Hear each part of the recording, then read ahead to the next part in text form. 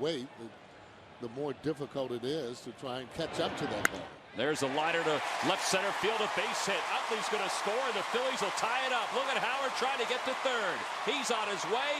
Mayberry to second. It's an RBI double. It's a 5-5 game.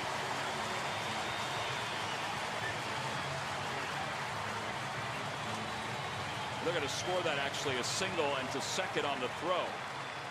They could have given him a double on that. Easily. It's an RBI. Well, picking on a breaking ball. Take a look at it. Stays right in there, didn't bail. See that? That's the stroke that he needs to have. There it is again, staying on a breaking ball.